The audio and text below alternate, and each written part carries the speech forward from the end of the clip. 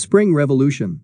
Myanmar protests swell despite military junta's threat of force. Protesters gathered in Myanmar's biggest city Monday, despite the ruling junta's thinly veiled threat to use lethal force if people answered a call for a general strike, opposing the military takeover 3 weeks ago. Despite roadblocks around the U.S. Embassy in Yangon, more than 1,000 protesters gathered there, while 20 military trucks with riot police had arrived nearby. The crowds were gathering after supporters of the Civil Disobedience Movement, a loosely organized group leading the resistance, called for people to unite on Monday's date for a spring revolution. The junta warned against the general strike in a public announcement carried last Sunday on state television broadcaster MRTV. It is found that the protesters have raised their incitement towards riot and anarchy mob on the day of 22 February.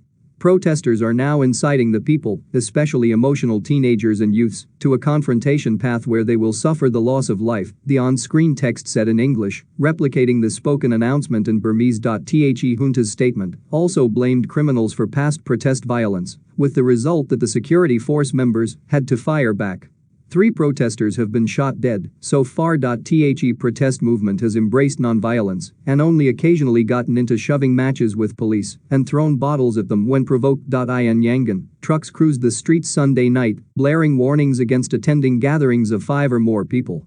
A ban on such gatherings was issued shortly after the coup, but not widely enforced as cities saw large daily demonstrations. The authorities overnight also tried to block off key streets with barriers including tractor trailers with flattened tires, but they were swept aside by protesters. The ominous signs of potential conflict drew attention outside Myanmar, with the U.S. reiterating that it stood with the people of Myanmar. Secretary of State Antony Blinken said on Twitter the U.S. would take firm action against those who perpetrate violence against the people of Burma as they demand the restoration of their democratically elected government.